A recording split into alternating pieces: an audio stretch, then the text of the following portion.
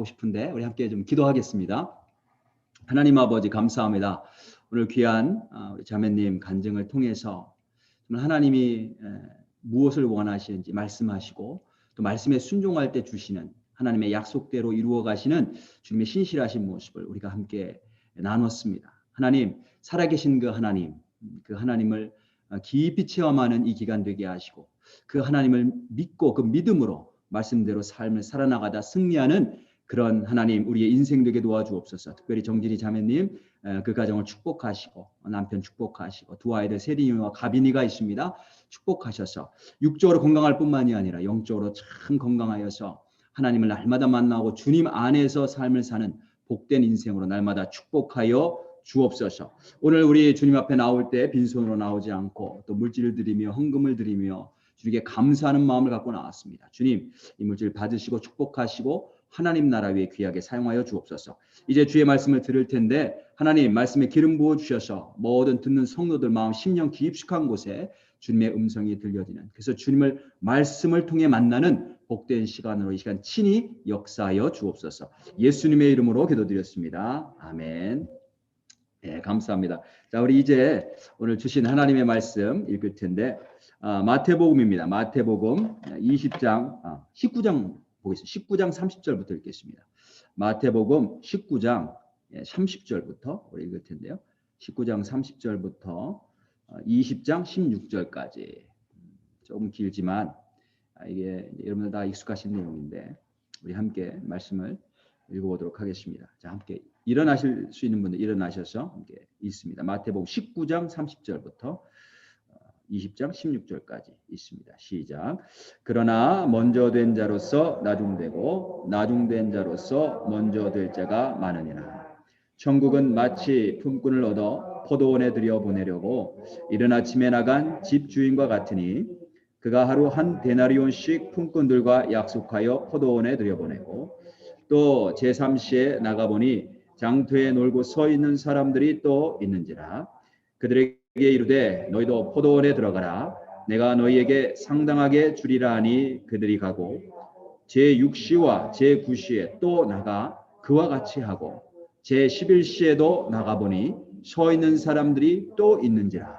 이르되 너희는 어찌하여 종일토록 놀고 여기 서 있느냐. 이르되 우리를 품꾼으로 쓰는 이가 없음이니이다. 이르되 너희도 포도원에 들어가라 하니라.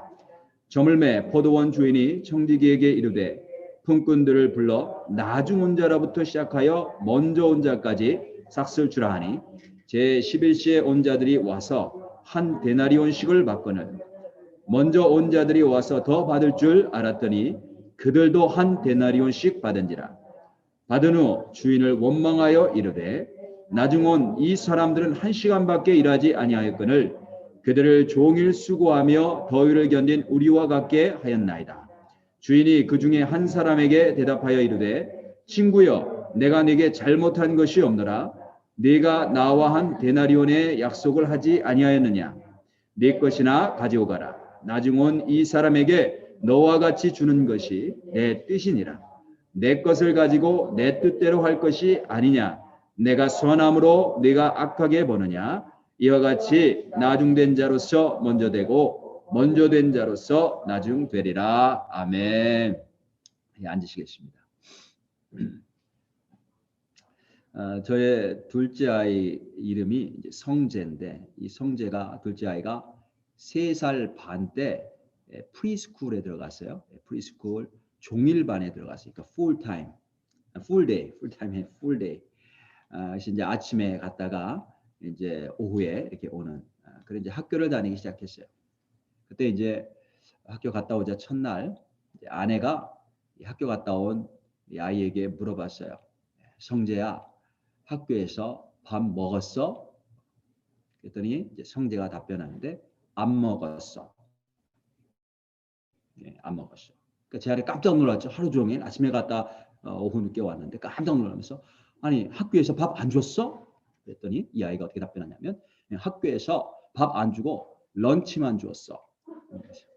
그러면서 자기는 밥을 안 먹었다고 끝까지 우기는 거예요. 학교에서 밥 안 줬다는 거예요. 런치만 줬지 밥은 안 줬다는 거예요. 아직 어리니까. 나중에 나중에 이제 크면서 이게 런치가 밥이구나. 그때서 그걸 알게 되는 거죠. 우리는 늘 하나님 은혜 속에 삽니다.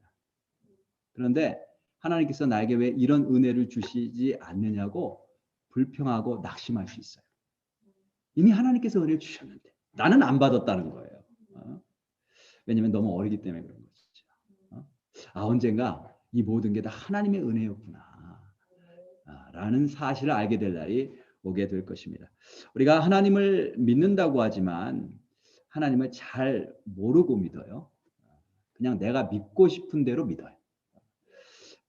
내 속에 하나님은 이런 분이실 거야. 이렇게 내가 생각해 놓고 그대로 믿는 거죠. 마태복음에 보면 우리가 지금 마태복음 말씀을 큐티도 하고 말씀을 계속 나누고 있는데 예수님께서 천국은 이렇다라고 하시면서 여러 가지 비유로 설명하세요. 근데 그 천국이 사실은 다 하나님이 어떤 분이신지를 말씀하시는 거예요. 그래서 하나님이 어떤 분이신지 모르면 우리가 천국을 소유할 수도 없고 그 천국을 누릴 수도 없어요. 자, 하나님이 어떤 분이신가? 오늘 우리가 함께 읽은 본문 말씀을 통해서 역시 똑같이 동일하게 예수님이 천국에 대해서 비유로 말씀하시는데 이 비유 말씀을 함께 나누면서 천국이 무엇인가?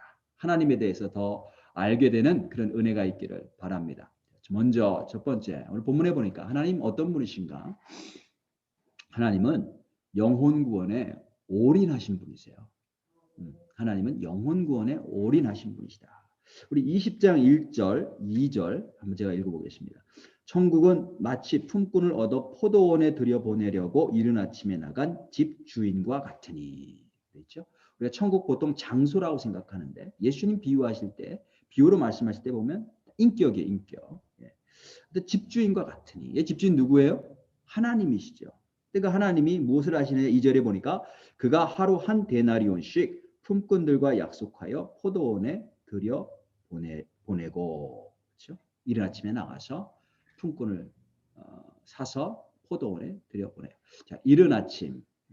오늘날로 말하면 유대인 시간으로 이른 아침은 하루를 시작하는 시간인데 아침 6시입니다. 6시. 6시에 나가서 사람들을 포도원에 들여보내고 그걸로 끝나지 않고 다시 3시에 나가서 제3시에 나가서 사람들을 부릅니다. 3절 볼까요? 또 제3시에 나가보니 장터에 놀고 서 있는 사람들이 또 있는지라. 3시. 그 다음에 또 다시 나가죠. 사람들을 불러요. 5절에 보니까 제6시와 제9시에 또 나가 그와 같이 하고 거기서 그만두지 않고 또 나가서 또 사람을 부르죠. 6절, 7절. 제11시에도 나가보니 서 있는 사람들이 또 있는지라 이르되 너희는 어찌하여 종일토록 놀고 여기 서 있느냐 이르되 우리를 품꾼으로 쓰는 이가 없음이니이다.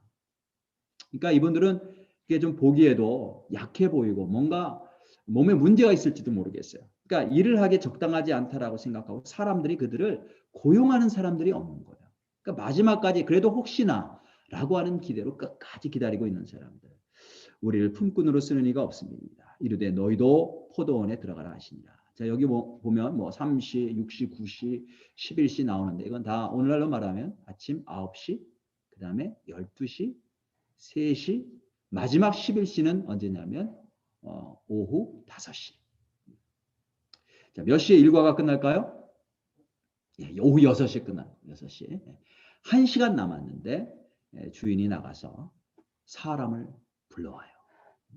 자, 여기 이 집주인이 이 포도원 주인이 어떤 사람으로 지금 묘사되고 있나요? 한번 생각해 보세요. 어떤 사람인가 이 사람이 도대체. 여러분 비즈니스를 해보신 분은 알아요. 내가 직원을 몇 명 고용하느냐가 내가 얼마나 많은 이익을 남기느냐 이거와 아주 굉장히 긴밀한 연관이 있어요. 사람을 많이 고용할수록 어떻게 해요? 인건비가 많이 나가죠. 인건비가 많이 나가면 주인이 갖는 이익이 줄어드는 거예요. 그러니까 그 적당한 선을 맞추는 거죠. 그래서 경기가 나빠지면 실업률이 높아져요. 그죠? 그 이유가 뭐냐면 회사의 이익을 남기기 위해서는 어쩔 수 없이 직원을 정리해야 되는 거예요. 안 그러면 다 망하니까. 회사가 망하면 어차피 직원들도 다 망해. 그러니까 회사를 살리기 위해서 직원들을 정리하는 거죠. 나중에 회사가 또 이렇게 성장을 하면 또 직원들도 고용하고. 그런데 본문을 보면 포도원 주인은 이런 비즈니스적인 이익을 생각하면서 일꾼을 부르지 않아요. 우리가 포도원 주인으로부터 우리가 무엇을 볼 수 있나? 한번 생각해 보시기 바라겠습니다. 보니까 이 주인을 보니까 어찌해서라도 만나는 품꾼들을 모두 다 한 사람도 빠짐없이 포도원에 들여보내려고 열심인 거예요. 이른 아침 일찍부터 나가요. 주인이 또 나가요. 또 나가. 여기 보면 3절에 또 제3시에 나가보니 5절에도 보면 제6시와 제9시에 또 나가. 그렇죠? 6절에도 제11시에도 나가보니 서 있는 사람이 또 있는지라. 또 나가고 또 나가고 계속 나가서 품꾼을 불러요. 주인이 얼마나 열심인가. 아랫사람 시키지 않고, 물론 아랫사람들과 같이 갔을 수 있죠. 그런데 직접 가신답니다. 직접. 그만큼 열심히 있다는 거예요. 매 시간마다 나가서 직접 챙겨요. 그만큼 열정이 있었어요. 그래서 왜 이렇게 포도원에 들여보내려고 하는가?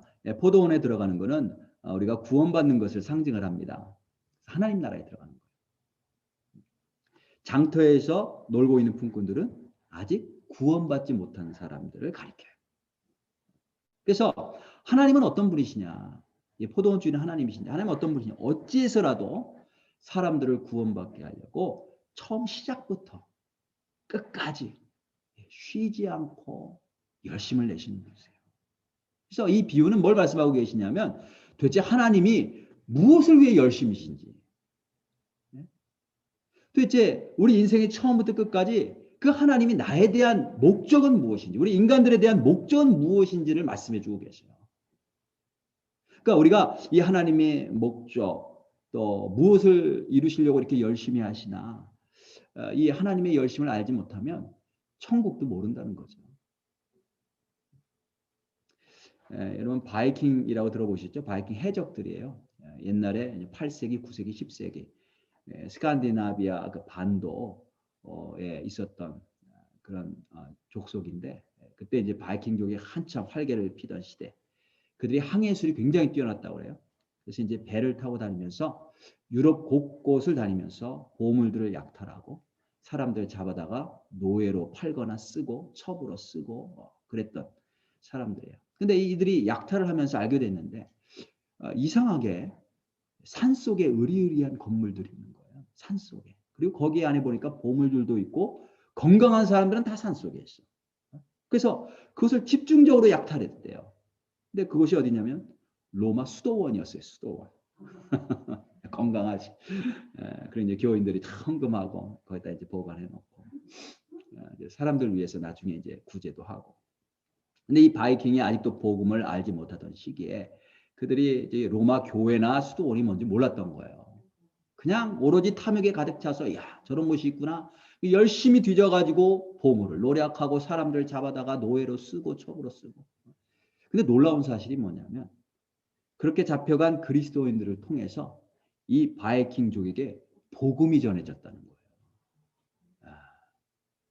야, 그 수도원이 침략당할 때 수도사들이 노예로 잡혀갈 때 그게 이 하나님의 은혜라고 그들이 생각했겠어요? 그런데 하나님의 은혜는 놀라웠던 거예요. 인간이 그 흉악한 죄악을 행하는 중에도 하나님의 은혜가 임해서 인간들을 구원하시는 거예요. 어떻게 해서라도 바이킹 그 도둑놈들도 구원하시는 거예요. 그렇게 사용하시는 거예요. 우리가 지난주에 이제 저녁 8시마다 우리가 이제 성경 읽기를 하는데 이제 사도행전 읽었잖아요. 제가 바울의 모습을 보면서 굉장히 많이 감동했어요. 그렇게 열심히 인생을 다 내던지고 복음을 전했는데 전도를 했는데 억울하게 잡혔어요. 많이 맞기도 하고. 근데 유대인들이 그렇게 죽이려고 해서 고소도 하고 소송을 당하죠. 이제 재판을 받는데 이게 수년 동안 지속이 되면서 수년을 감옥에 갇혀서 사는 거예요. 우리가 생각할 때 이게 얼마나 억울하겠어요. 내가 이걸 위해서 이렇게 주님께 내 인생을 드린 건가. 근데 이 재판 자리에서 이 바울이 뭐냐면 그 재판 자리에서 복음을 전해요. 그래서 로마의 벨릭스 총독, 그 다음에 베스도 총독, 아그리파 왕, 이런 총독들과 왕들에게 누가 복음을 전할 수 있겠어요. 근데 이런 이방인들 총독일지라도 이들을 구원하시기 위해서 하나님께서 친히 바울 안에서 그들을 찾아서 부르시는 거예요. 바울이 이제 배를 타고 가다가 파선을 당하죠. 다 죽게 생겼어요. 그러니까 모두가 다 살 소망을 다 잃어버렸어요. 그러니까 먹지도 않아. 먹을 생각도 안 해. 이제 다 죽었다 이거예요. 그때 하나님께서 바울을 통해서 그들에게 구원을 증거하십니다. 그리고 섬에 도착했는데, 남파대에서 섬에 도착했는데 하나님께서 또 바울을 통해서 섬에 있는 모든 병자들을 고치시고 천국 복음을 증거하시는 거예요. 그리고 그들을 초청하시는 거예요. 한 사람이라도 더 구원하시려고 하나님께서 모든 방법을 다 동원하시는 거죠. 그만큼 하나님은 열심히시다는 거죠. 열정이 있으신데 어디에 있으신가? 한 영혼이라도 천국에 들여보내시려고 하는 열심과 열정이 있으신 분이시다. 어떤 아이가 백혈병에 걸렸어요. 그래서 병원에 입원하고 뭐 수술도 여러 번 하고 뭐 죽을 고비도 여러 번 넘기고, 어린 아이가 얼마나 힘든 과정을 거치겠어요. 그러니까 그 어머니는 뭐 초죽음이에요. 맨날 울면서 기도하고 그러다가 그 고통 가운데 하나님을 만나요. 하나님의 사랑을 깨닫죠. 그래서 이제는 아이 때문에 병원에 가면 병원에서 만나는 아이들과 부모들에게 예수님을 전하면서 다니는 거예요. 이게 포도원 주인의 모습이에요. 어떻게 해서라도 만나는 사람을 포도원에 들여보내요. 우리가 지난 송구 영신 예배 때 이제 예배 드리면서 이제 새 기도 제목을 내주시면 제가 연중에 이렇게 보면서 기도하겠다고 말씀을 드렸어요. 근데 그 기도 제목 가운데 많은 분들이 기도 제목을 내주셨는데 특별히 영혼 구원에 대한 기도 제목들이 있어요. 그래서 제가 오늘 좀 잠깐 소개시켜 드리려고 합니다. K 자매님, 가족들 구원받게 해주세요. 특별히 남편과 자녀들 구원해 주세요. C 목장, VIP가 예수님을 영접하고 함께 하나님을 사랑하는 목장이 되게 도와주세요. VIP는 전도 대상자를 말해요. Y 가정, 가족들 구원받게 해주세요. K 가정, 가정이 복음화되게 해주세요. 양가 부모님들이 구원받게 해주세요. K 자매님, 직장에서 한 명 이상 복음을 전하게 해주세요. P 가정, 우리 막내가 예수님을 주님과 구세주로 영접하게 해주세요. 이런 기도 제목 내놓는 거예요.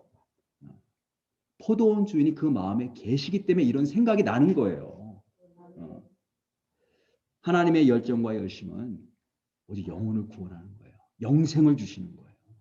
심판받지 않고 멸망당하지 않고 영원한 천국에서 하늘 유업을 받으며 사는 게 하나님의 유일한 관심이고, 하나님이 시작부터 마지막까지 열심을 내시는 그 열정의 내용이란 말이에요.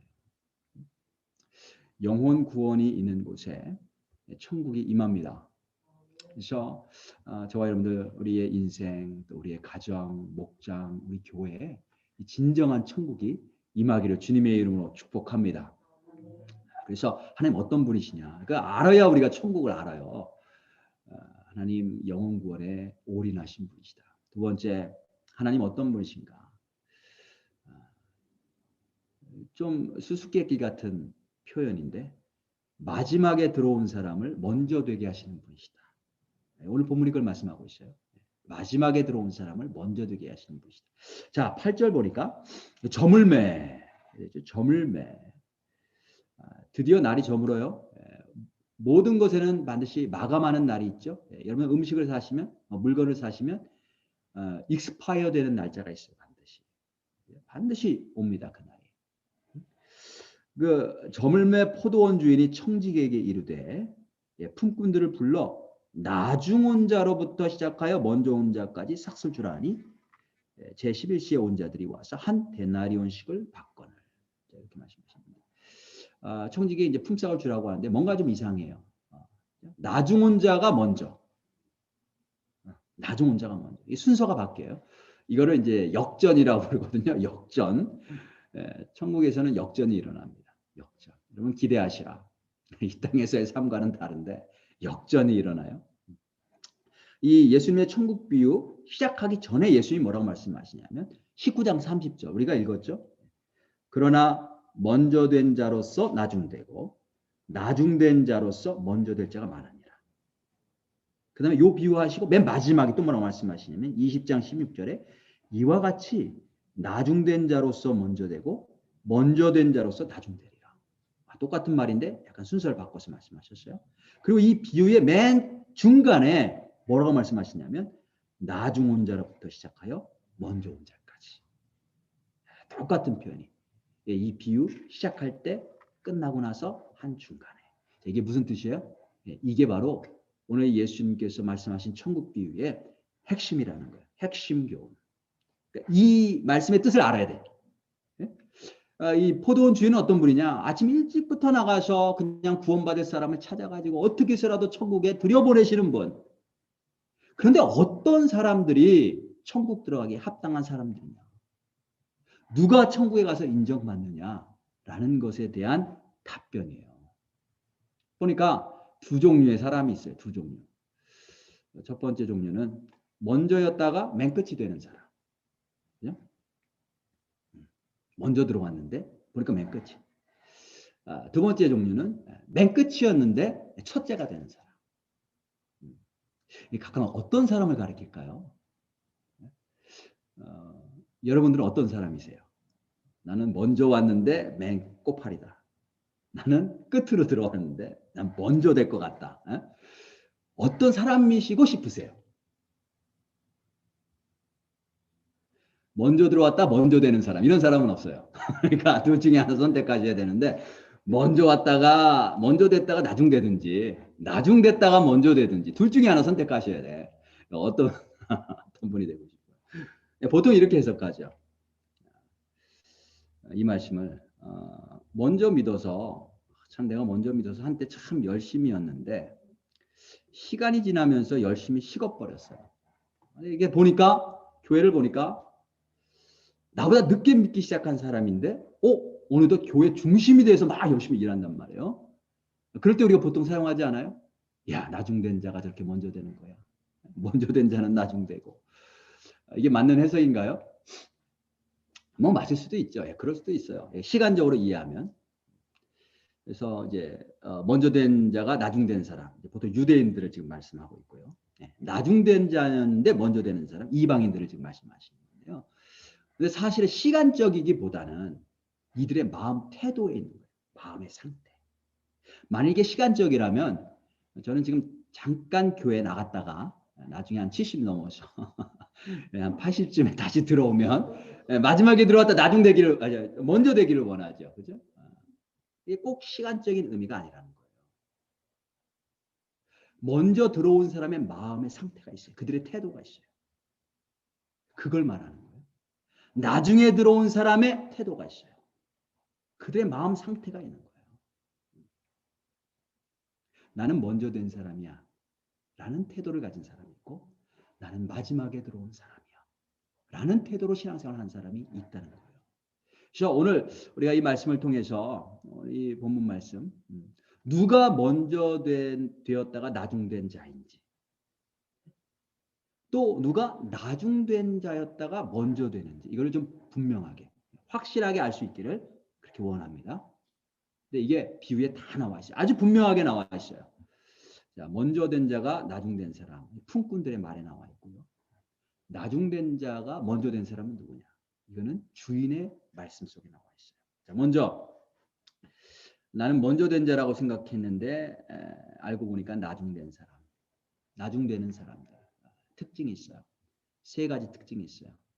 그 세 가지의 마음, 세 가지의 태도 이런 게 있는 거예요. 자, 이런 사람은 어떤 사람들이냐? 첫 번째 두근두근 나인가 아닌가. 첫 번째 원망. 자, 우리 9절 10절 제가 다시 한번 읽어볼게요. 제11시에 들어온 자들이 와서 한 데나리온씩 받거늘. 먼저 온 자들이 와서 더 받을 줄 알았더니 그들도 한 데나리온씩 받은지라.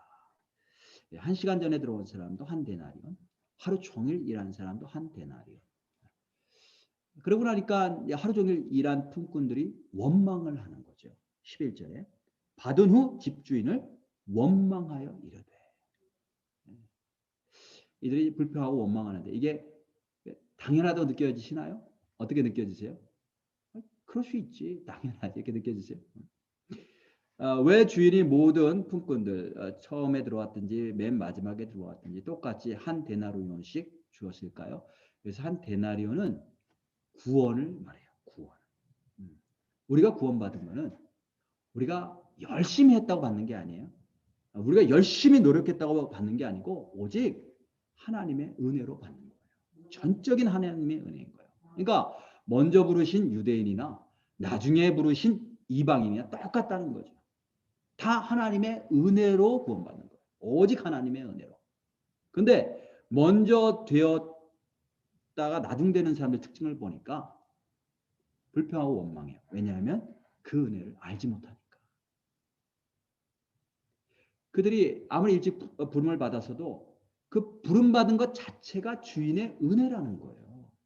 주인의 은혜가 없었으면 그렇게 일찍 부름받지 못했겠죠. 그래서 혹시 내 마음속에 또 나의 태도와 말 속에 원망이 있나? 불평이 있나? 이거 먼저 되었던 자가 먼저 되었다가 나중되는 자 될 가능성이 크다는 거예요. 특징, 원망. 첫 번째 원망. 두 번째, 먼저 됐다가 나중되는 사람. 두 번째 특징, 비교. 비교입니다. 12절 전반절 한번 볼까요? 나중 온 이 사람들은 1시간밖에 일하지 아니하였거늘. 왜 다른 사람들 얘기를 해요? 자기 일한 것만 가지고 얘기를 하면 되는데. 나중 온 이 사람들은 1시간밖에 일하지 않았는데 다른 사람하고 비교하는 거예요. 다른 사람들이 축복받고 은혜를 받으면 참 잘됐다. 같이 기뻐하고 같이 축복해 줘야 되는데 그게 잘 안 돼요. 왜냐면 우리 안에 시기하고 질투가 있기 때문에 그래요. 내가 저 사람과 다른 게 뭔데? 왜 내가 차별을 받아야 되지? 이런 끊임없는 생각이 있어요. 저 사람은 저렇게 잘 되는데 나는 이게 뭐야? 사실은 내가 받은 것도 어마어마한 은혜인데 그걸 모르는 거죠. 하나님이 아벨의 제물은 받으시고 가인의 제물은 안 받으셨어요. 왜 그러셨을까요? 하나님은 중심을 보시는 거예요. 가인의 마음 안에 시기와 질투가 있었어요. 미워하는 마음이 이미 있는 것을 하나님은 보시니까 그걸 받으실 수 없는 거죠. 그래서 먼저 됐다가 나중되는 사람 있잖아요. 이런 사람들의 특징이 뭐냐면 자꾸 다른 사람하고 비교를 해요. 하나님이 이미 은혜를 먼저 주셨는데 잊어버리고 다른 사람과 비교하고 그 안에는 시기와 질투가 있는 거예요. 왜 저 사람은 저렇게 하시나? 세 번째 특징, 먼저 됐다가 나중된 사람 특징, 자기의 공로를 주장합니다. 자기의 공로, 자기 의라고 하거든요. 자기 의를 주장해요. 12절 뒷부분을 볼까요? 예, 그들을 종일 수고하며 더위를 견딘 우리와 같게 하였나이다. 한 시간밖에 일하지 않은 사람들을 나는 하루 종일 일했는데 이 더위와 씨름한 게 어딘데 그게 얼마나 되는데 나랑 똑같이 여기시나. 여기 우리 있잖아요. 우리. 나는 하루 종일 일했고 더위를 견뎠다는 거예요. 내가 얼마나 열심히 하고 고생을 했는데 나를 안 알아주시나요? 서운하니까 분노가 올라오는 거예요. 여러분 탕자의 비유 보시면 형이 이런 태도 아니야? 아버지가 아니 내가 그동안 아버지와 함께 있으면서 얼마나 열심히 뼈 빠지게 일을 했는데 나에게는 한 번도 이런 잔치를 열어주시지 않고 내가 얼마나 열심히 했는데 내가 이런 사람인데 왜 나를 이렇게 대접해 주시나. 이게 자기의예요. 이런 태도는 성경에서 보면요 절대로 구원을 받지 못합니다. 절대로 구원을 받지 못해요. 14절에 보면요 내 것이나 가지고 가라. 포도원에서 나가게 하세요. 내 것이나 가지고 나가. 왜냐하면 이런 사람들 은혜가 필요 없는 사람이에요. 그냥 내가 이런 만큼 내가 대가를 받는 거예요. 내가 이만큼 일했으니까 그걸로 하나님께서 이만큼 나에게 은혜 주실 의무가 있다고 생각하는 거예요. 난 그런 자격이 있다고 생각하는 거예요. 그런데 그 누구도 나의 열심과 나의 노력으로 구원받을 사람은 아무도 없어요. 내가 열심히 교회 봉사했으니까 내가 많이 헌금했으니까 하나님이 나를 성공하게 해주실 거야. 이게 나의 의예요. 자기 의. 예, 그렇게 그런 생각으로 신앙생활하면 내가 기대하던 대로 잘 돼. 그럼 어떻게 해요? 막 교만해지고 자기가 자랑해. 자기 자랑. 교만해지고. 내가 이만큼 일했어. 또 안 되면 내가 생각한 대로 인생이 안 돼. 꼬여. 그러면 예전에 그렇게 열심히 하는데 그 열심이 어느 날 훅 사라졌다. 먼저 되었다가 나중된 사람. 특징 세 가지가 있어요. 여러분 기억하세요? 첫 번째 원망, 불평과 원망. 두 번째 비교의식이 있어요. 비교. 그러니까 자꾸 시기하고 질투. 세 번째 자기의, 자기 공로. 내가 이만큼 일했는데. 여러분들은 어떠세요? 안 찔리시는 분들은 없으실 거예요. 그죠? 조금씩 다 찔리세요. 오늘 말씀 통해서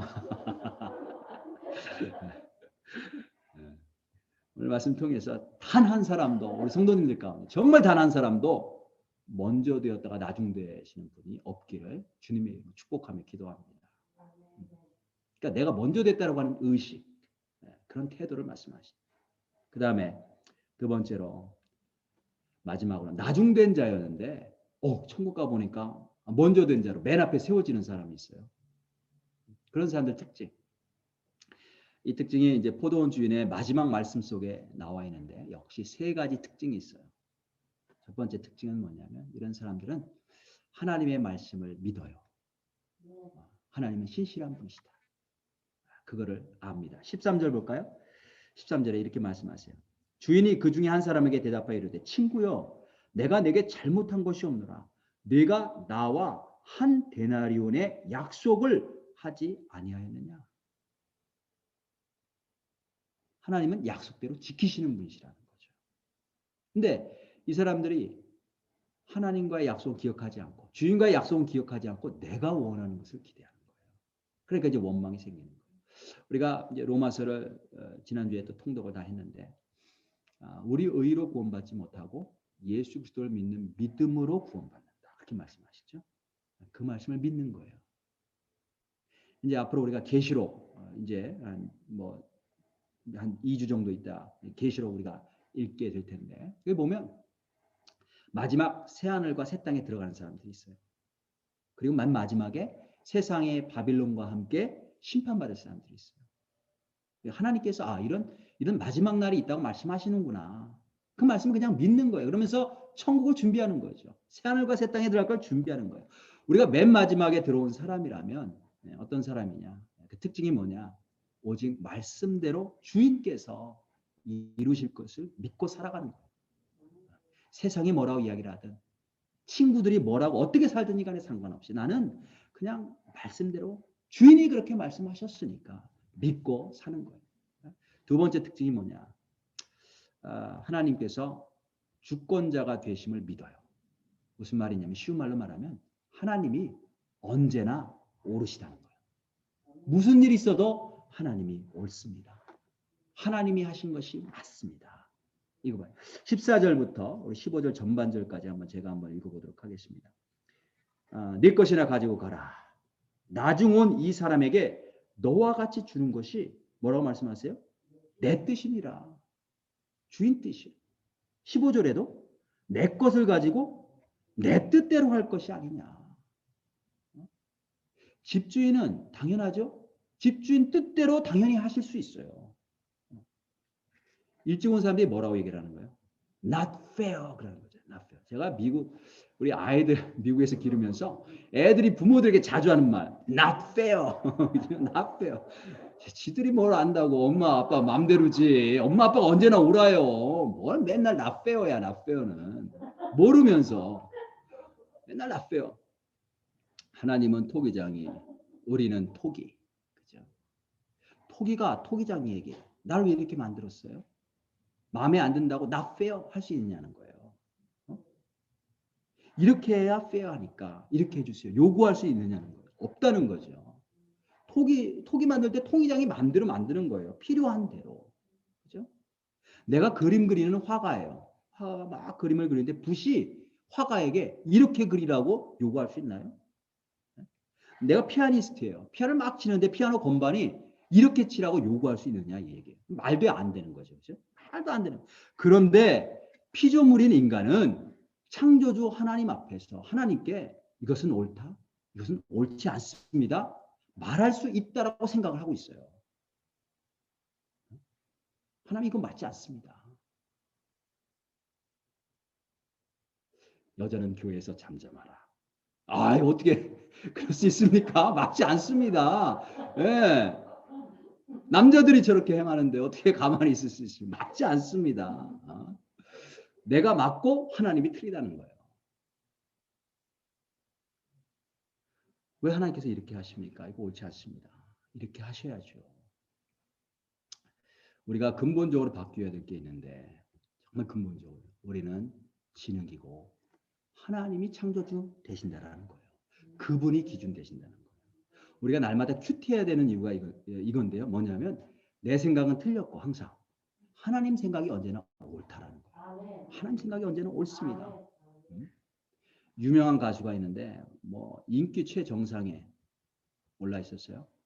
돈도 엄청나게 벌고 또 엄청나게 쓰고 마음대로 쓰고 저녁 때는 청와대에서 가끔 불러가요. 청와대에 가서 한 4시간 정도 공연하고 또 돈 받아가고 그다음 뭐 여기 밤낮으로 뛰는데 밤에 하이웨이를 타고 저기 이제 고속도로죠 한국에서 하고 가다가 앞에 갑자기 큰 바위가 있어서 시속 130km를 가다가 박아가지고 엄청나게 큰 사고 나서 뭐 이렇게 절벽에 굴러 떨어졌어요. 완전 정신을 잃었는데 나중에 이제 경찰이 와서 보고 너무 급하니까 그냥 담요로 뒤집어서서 씌우고 병원으로 이송했다는데 귀가 잘려버리고 얼굴 가죽이 벗겨졌는데 머리 뒤로 다 이렇게 완전히 벗겨졌대요.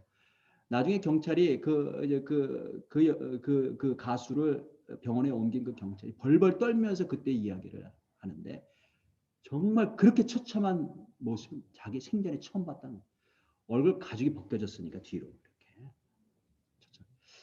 하나님께서 왜 나에게 그런 일을 행하셨는가? 왜 내가 이렇게 이런 고통, 이러한 큰 재앙을 만나게 하셨는가? 하나님이 오르셨어요. 그 사건을 통해 이 사람이 철저하게 회개합니다. 그리고 세상에 그 헛된 쾌락과 헛된 성공을 쫓아가던 인생이 얼마나 불쌍한 인생이었는지 그걸 알게 되죠. 하나님께 돌아와서 구원받고 나중에 목사가 됐어요. 그래서 다른 사람들에게 하나님을 증거하는 그 간증으로 자기의 그 삶을 나누게 됐단 말이에요. 하나님께서 이 여인을 영생받도록 천국 가도록 은혜를 주신 거예요. 그러니까 하나님이 오르신 거죠. 그 당시 나는 몰라. 근데 하나님이 오르셨던 거예요. 먼저 들어왔던 사람들 있죠. 먼저 아침 일찍부터 들어왔던 사람들. 그들은 하나님이 옳다라고 생각 안 해요. It's not fair. 근데 마지막에 들어온 사람들은 하나님이 주인이셔. 그들에게 어떻게 행하든지 언제나 주인이 오르신 거예요. 주님 맞습니다. 주님 맞습니다. 그게 마지막 들어온 자들의 태도고 심정이에요. 마지막으로 마지막 들어온 사람들의 특징 15절 보겠습니다. 내 것을 가지고 내 뜻대로 할 것이 아니냐. 그 다음에요. 보면 내가 선함으로 내가 악하게 보느냐. 하나님은 선하신 분이신 것을 믿어요. 우리에게 구원의 은혜를 베푸시는 분이시라는 것을 믿어요. 처음에 들어오는 이른 아침에 들어온 품꾼들에게는 한 데나리온씩 약속했어요. 근데 4절에 보면 삼시에 있는 사람, 삼시에 이제 들여온 사람들과 약속하는 내용이 있는데 어떻게 말씀하시는가 한번 보세요. 그들에게 이르되 너희도 포도원에 들어가라. 내가 너희에게 상당하게 주리라. 거기에 맞게 주겠다는 거예요. 거기에 맞게 주겠다. 7절 보면요. 맨 마지막 11시에 들어온 사람들. 이르되 우리를 품꾼으로 쓰는 이가 없음이니이다. 이르되 주인이 뭐라고 말씀하시냐면 너희도 포도원에 들어가라. 품삯에 대한 언급이 전혀 없어요. 그럼에도 불구하고 동일한 한 데나리온씩 다 주셨어요. 왜요? 그걸 가져가야 그날 그 식구들이 먹을 수가 있기 때문에 먹고 살 수가 있기 때문에 그래요. 하나님은 선하신 분이시다. 은혜 베푸시기 원하시는 분이시고 우리의 형편과 사정을 아시는데 늘 언제나 구원의 은혜를 베푸시는 분이시라는 거죠. 마지막에 포도원에 들어온 사람들은요. 품삯을 받고 아무 말이 없어요. 아무 말이. 할 말이 없는 거예요. 할 말. 나는 한 데나리온 받을 자격이 없는 사람인데 그걸 받았다는 거예요. 그냥 그저 그 은혜에 감격하고 감사할 뿐이죠. 할 말이 없어요. 우리가 어제 성경 읽기 하면서 고린도전서 15장을 읽었어요. 고린도전서 15장은 부활장이라고 굉장히 유명한 장이에요. 거기 보면 바울이 예수님이 부활하신 다음에 이제 제자들 이렇게 만나 주셨는데 그 제자들 만난 명단을 쭉 순서대로 기록하고 있어요. 가장 먼저 베드로에게 보이셨어요. 그 다음엔 12제자들에게 보이셨다. 그 다음엔 500명 형제들에게 한 번에 보이셨다. 그 다음에는 예수님의 동생인 야고보에게 보이셨다. 그 다음에 다른 모든 사도들에게 보이셨다. 그리고 나서 8절에 뭐라고 고백하냐면 맨 나중 만삭되지 못하여 난자 같은 내게도 보이셨느니라. 그러면서 바울이 자기를 소개하는 거예요. 맨 나중. 이게 무슨 뜻이에요? 물론 시간적으로 또는 순서적으로 맨 나중에 부활하신 주님을 만나 뵀다라고 하는 그런 뜻도 있겠죠. 근데 더 중요한 것은 이 바울의 고백 가운데 더 중요한 의미는 뭐냐면 자기는 그런 자격이 없는 사람이었다는 것을 고백하는 거예요. 만삭되지 못해서 난 자처럼 맨 나중까지 도저히 쓰임받을 수 없는 사람인데 그런 나를 주님께서 불러주셨다는 거예요. 바울이 지금 뭘 고백하고 있는 거예요? 포도원에 보면 먼저 온 자도 있고 나중에 들어온 자도 있는데 자기 자신은 가장 나중에 마지막 시간에 정말 불림받을 자격이 없는데 불림받아 들어간 자라는 거죠. 주님이 은혜로 날 부르셨다. 이거 고백하는 거예요.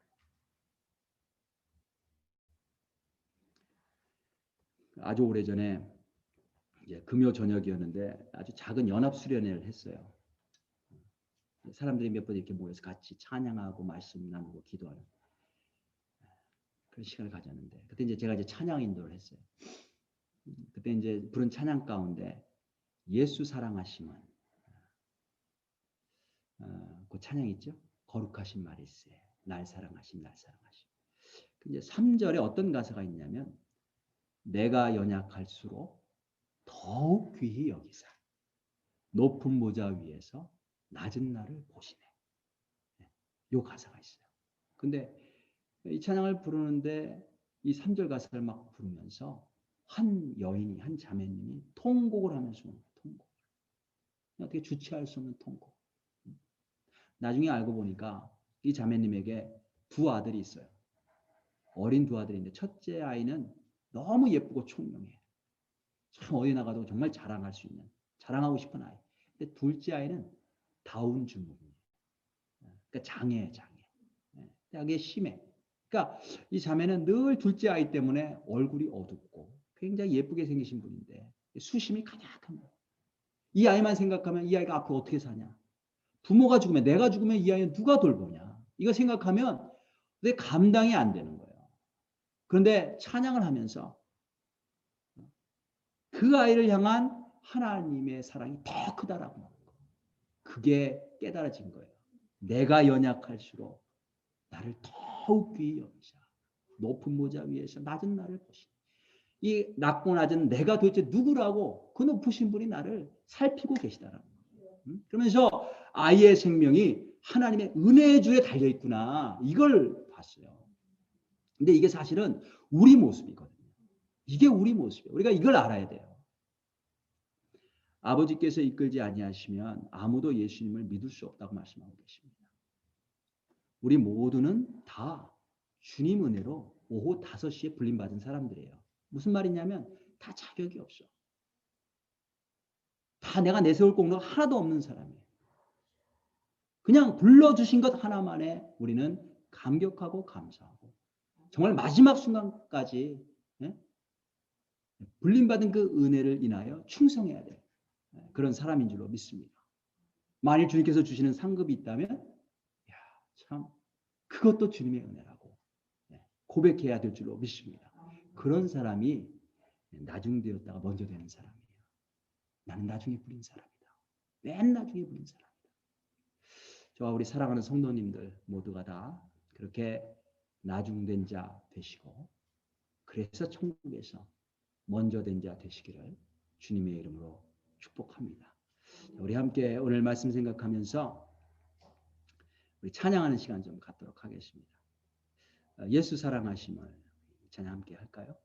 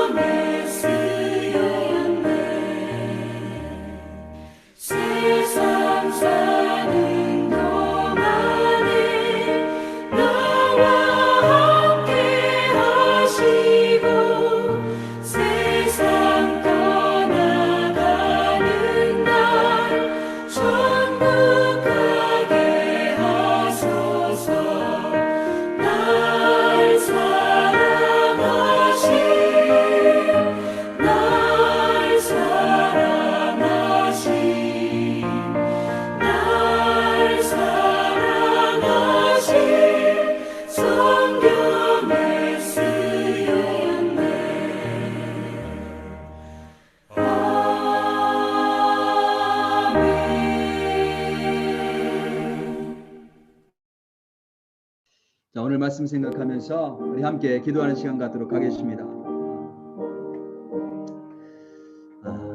내가 정말 맨 나중에 자격 없는 자인데 주님의 은혜로만 불림받은 자인가? 어디 그 은혜를 아는 사람만이 정말 구원의 그 은총을 맛보고 천국에 들어가는 줄로 믿습니다. 주님, 내가 이 땅 사는 동안에 오직 주의 말씀만 믿고 그렇게 살아가게 도와주옵소서. 내 생각대로 믿지 않게 하시고 주의 말씀대로 믿게 도와주옵소서. 주님, 언제나 주님이 맞습니다. 언제나 주님이 옳습니다. 주님께서 내게 많은 것들을 주시고 또 여러 가지 상황들과 형편들을 허락하셨는데 이 모든 것 가운데에 주님이 주인 되심을, 주님의 주권을 인정합니다. 주님, 날마다 주님을 인정하며 주님께 감사하며 살아갈 수 있도록 도와주옵소서. 내가 연약할수록 더욱 나를 사랑하시는 주님, 그 주님의 사랑과 그 은혜를 다 언제나 잊지 않고 그 사랑 안에 거하며 살아가게 도와주옵소서. 주님, 풍성하신 천국, 우리에게 이미 주신 그 놀라운 천국의 은혜를 이 땅에서도 누리며 살아가게 도와주옵소서. 하나님 아버지를 날마다 더 깊이 알아가는 천국 백성 되게 도와주옵소서. 우리 함께 오늘 말씀 생각하시면서 나에게 주신 음성 붙잡고 통성으로 기도하며 나아가도록 하겠습니다. 기도하시겠습니다.